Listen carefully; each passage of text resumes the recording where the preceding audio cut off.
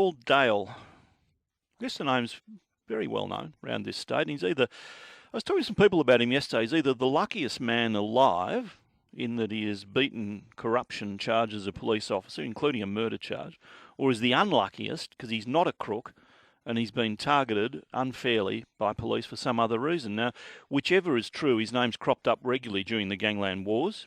He did spend time on remand over the killing of Terry Hodson, who was found murdered his wife. Those charges were dropped. Carl Williams told police Paul Dale was responsible. Williams was killed, and Dale has, I would hasten to add, has been exonerated of any involvement in that. But the charges were dropped. So it's lucky or unlucky. He says unlucky. He says he's completely innocent. He's written a book, Disgraced, the cop at the centre of Melbourne's gangland wars. Paul Dale, good morning. Good morning, Neil. So you take the point, you're either a lucky killer or an unlucky innocent man. Just listening to that intro when you say unlucky or lucky to be alive, and it's probably a good point that you start with, because I see Andrew Hodson on national television only this week making claims that he conspired to kill me in a park. So lucky to be alive is probably a very good point. Lucky not to be in jail? Lucky not to be in jail?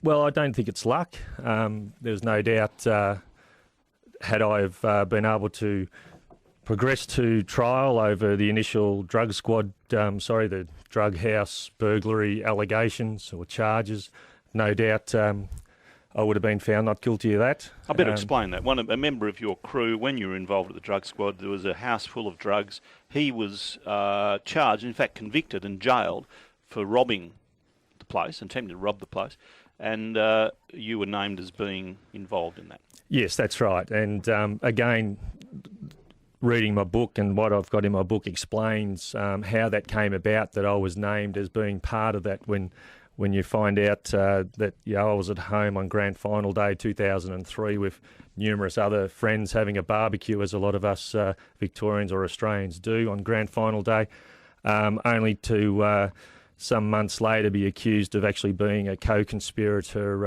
in that burglary. So again, I asked the audience to read my book and see the reasons why Terence Hodson made the allegations that he did. Well, Terence Hodson made the allegations, then he was killed and his wife was killed. Yes. You were accused of the killing because of Carl Williams. That's again correct. And again, same scenario years later.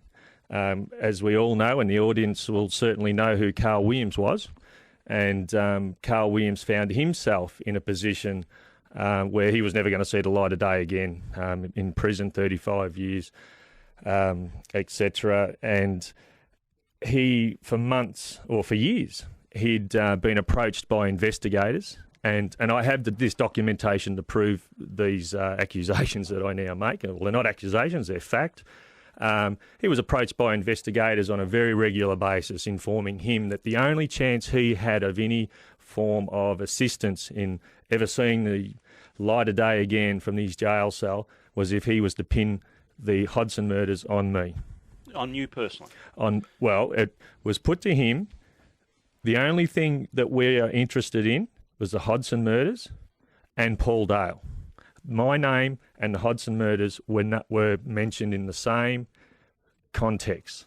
So it was planted, the seed was planted clearly in his head that his only hope, and then we see what happened after that. But I also take your point that Carl Williams was hardly a reliable witness. He would just about say anything, as has been established several times. But what I can't get to is why. Why would, if we believe you, then it just seems at least 3 chief commissioners and half the Victoria Police Force was part of a conspiracy to try and nail you, an innocent man. Why? Well, I don't know about 3 chief commissioners. Certainly Nixon, Overland, definitely Overland, an incredible. Made an incredible point, personal point, of coming out and naming me and pursuing me. And Nixon had threw you out of the job. Well, Nixon had done that, and she was obviously said you were unsuitable, unfit. Yeah, and I challenged that, and I won, and I was reinstated into the Victoria Police Force, and I resigned under my own steam because I had no faith in her ability to manage the police force, and I had no faith in her as a manager, so I had no interest in working for her. So that gets back to the point. Yes, Why right. at least 2 chief commissioners, a number of senior officers, half the Victoria Police Force, it seems at times, why did they take part in a conspiracy to try to get you?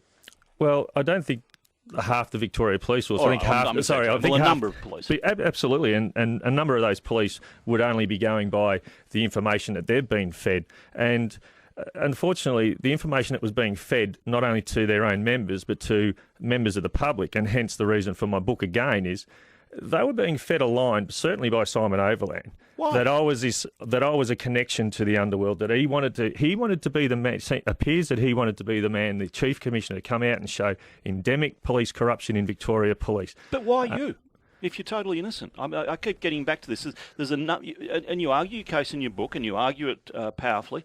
But a number of people, including chief commissioners, have decided we've got to nail Paul Dale, innocent Paul Dale, going around his business, being a good copper.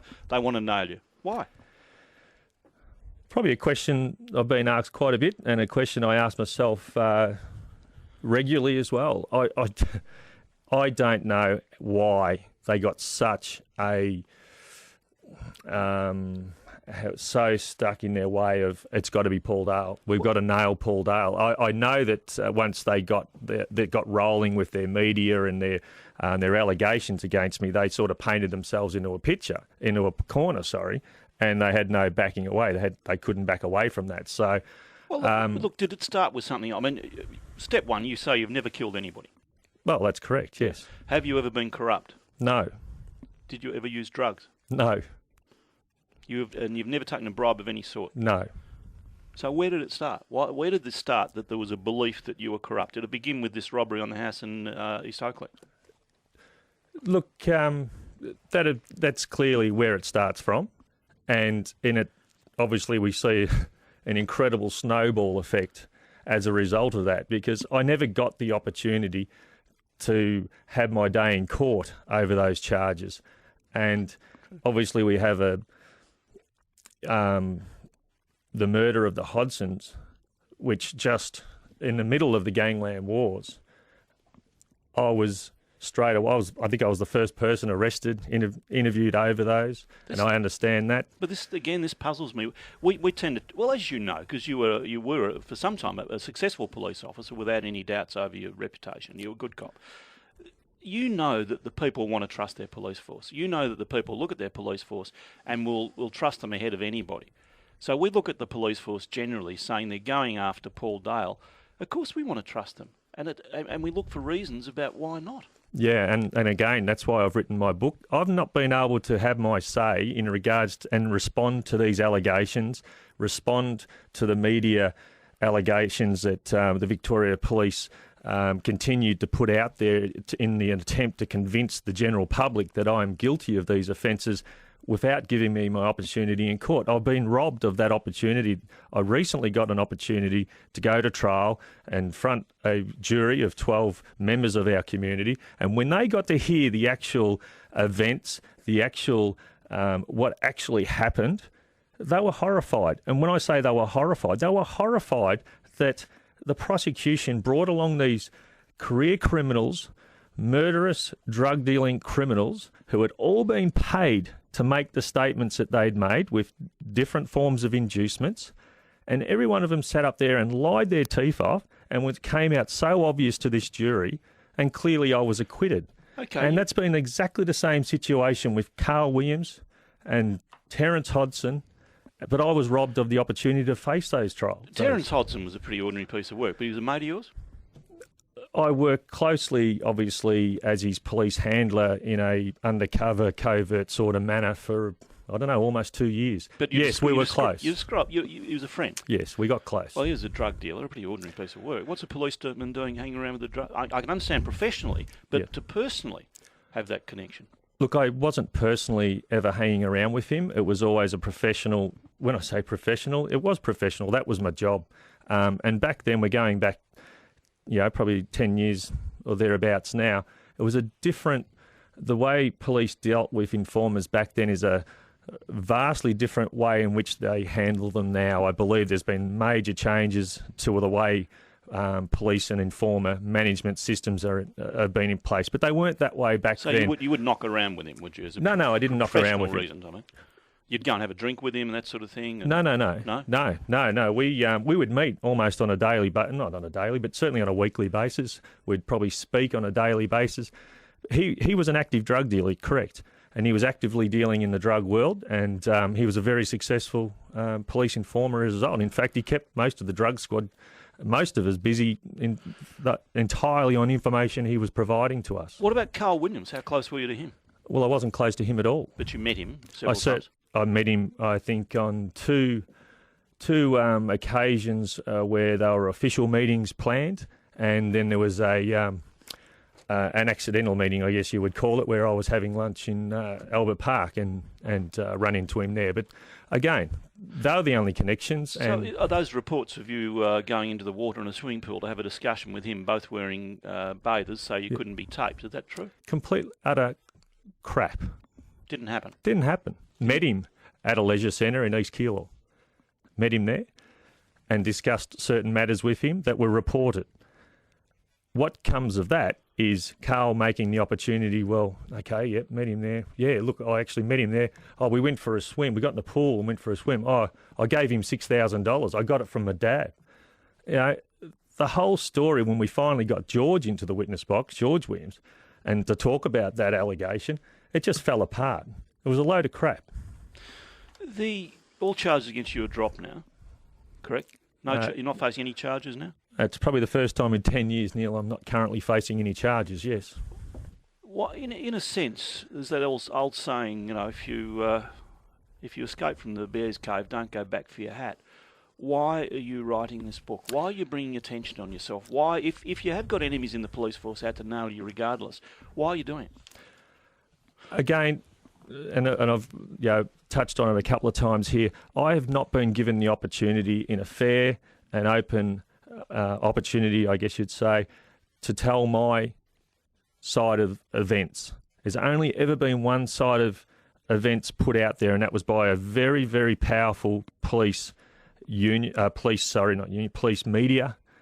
through Simon Overland, Force Command. They had a certain view that they wanted everyone to believe, and that was that Paul Dale did this and Paul Dale's guilty. And we still get back to that question, why? So I've put it out there so that people can read why these things happened to me. They need to know why these allegations came about. They need to know why were you charged with that. You answer how they came about, but not why. Well, I don't know why Simon Overland took the personal view that I was guilty of these things and pursued me to the point where he walked into the Acacia unit of Barwon Prison and offers the Victoria's most worst criminal an open checkbook. You sign up on a statement against Paul Dale. We'll take you down to the beach over summer with your dad. Over Christmas, we'll pay $750,000 tax debt to your dads. We'll look after your kids till they're in year 12. I mean, and we'll buy a statement from you. We want Dale that bad. And I think Roberta Williams comes out recently. Now, I don't know Roberta, have never met her. But she's come out recently on record of her own accord and tells everybody that Carl had made this story up. Carl had included Paul Dale because he saw Paul Dale as his only opportunity to get out of the position he was in. I can accept that Carl Williams is saying anything to get what he wanted. I'm not arguing about his credibility, but I am arguing about the credibility of Simon Overland and others and saying, why would they go to all that trouble to stitch up a good cop? Because they painted themselves into such a corner. They couldn't come out of it. They couldn't back away from it. They'd just come out from day dot with a single-minded, Dale's done it, and that's the way that investigation continued. Okay, so is the police force, in some ways, not on the take, but is it corrupt? I mean, what you're telling us here is not to trust our police force. Well, I'm not. That's probably a general comment. I mean, generally, the police force is very good. I'm talking senior people in positions where they felt they had to do whatever it took to convict me. I mean, I had an officer-ranked member get up and commit perjury at my committal, and I tried to pursue that with Victoria Police in regards to the perjury that he committed, and nothing came of it. I mean, they were willing to lie. They were willing to lie, cheat, deal with scum of the earth. This is where it becomes literally incredible.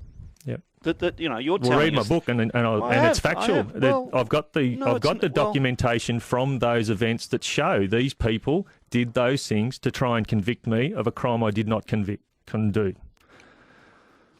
This is where it becomes incredible. And that gets keeping back to that question, why? Anyway, look, you've put your case in your book, and I'm sure it'll be read, but I don't know it'll be accepted, and that's another matter. And in fact, there's a lot there that will be questioned.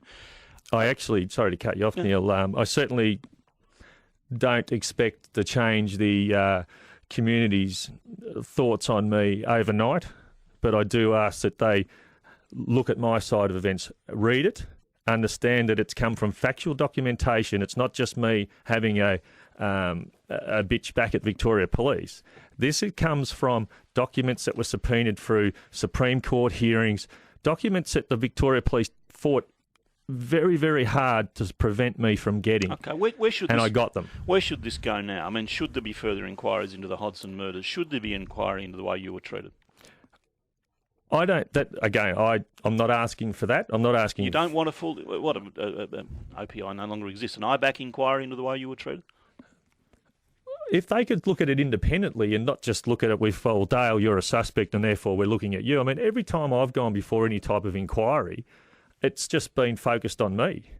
It's never been focused on anyone else. And the moment I answered questions at, say, the Australian Crime Commission, for instance, yes, you go through that in the book. I ended up with 23 charges of misleading or false evidence, purely based on what I said compared to what Carl Williams said. So you don't want an IBAC inquiry into what happened? Look, I had no faith in the OPI. I had no faith in the Australian Crime Commission inquiries. I really don't have any interest in assisting any other inquiry. You would be, or you wouldn't be? I'm sorry. I don't. They can make their own decision. Surely it's your interest. If you get IBAC, OPI's gone, they've gone. Get some organisation such as IBAC to come along and say, right, what happened here? Yeah, we'll look at what Paul Dale did, but we'll look at what all the police force did. And we'll make an independent decision who's right and who's wrong. Neil, I've been before 12 inquiries, coercive hearings, where I've been forced. When I say forced, I've never ever I've never ever gone and taken the fifth year where you say, I'm not going to answer that question on the grounds that may incriminate me. I've never had to do that because I've never had anything to hide. But every time I've gone to one of these inquiries and answered their questions, either I'm threatened with charges shortly thereafter, or I am actually charged shortly thereafter, and I have to then go through all the process, but if you a very stressful process. If you genuinely want to clear your name, which is your argument for writing the book, that's the only way to do it. I don't think I'll ever get a fair hearing from any of those types of inquiries. I really don't. I have no faith in them. Therefore, I've written my book. Here it is. You read it. You make your own decision after that, and Paul Dale will go away and continue to drill holes in the ground in his new life. You said in jail at one stage you were suicidal?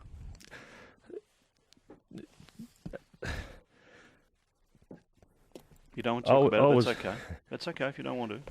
Look, Neil, one of the worst things that anyone could ever do to you is I was placed in that Acacia unit in total isolation. I was sitting at work one morning and all of a sudden 30 police and a police helicopter and media scrum out the front of my business in Wangaratta.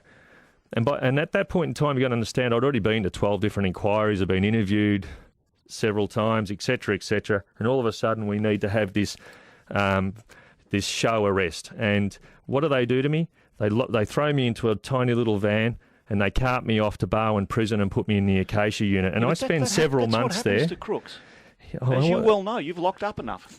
But Neil, do you believe in the in our system of innocent until proven guilty? Sure, but you've got to arrest people at some stage. Arrest, absolutely. And I used to do that all the time. That was my job. And you take them before the courts and you take it from there. But I was thrown in. I was on remand in the Acacia unit in isolation, solitary confinement. It sent me mad, and that was what it was designed to do. That area of Barwon Prison, and you will have heard about it, no doubt, on your show. You'll have probably talked about that area of our prison system. It's there to break people mentally, and it broke me mentally. And yes, I thought about suicide on a daily basis there. You okay now? No. Which gets back to my point about doing this to yourself. I mean, you know when you came in here, I'm not going to give you a nice, easy ride and everything. Why are you doing this to yourself?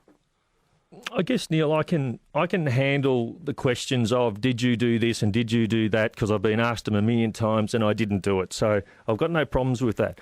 What I can't control, unfortunately, and mentally and physically, is revisiting my time in the Acacia unit, and I find that very difficult. Neil, when I was eventually moved out of the Acacia unit and went to the remand centre, you've got no idea the difference. The remand centre is for people on remand that are innocent until proven guilty. Acacia unit was for serious convicted criminals, and it treats them that way. And it deals with them that way because that's the way it is. And I don't have a problem that we've got a system like that.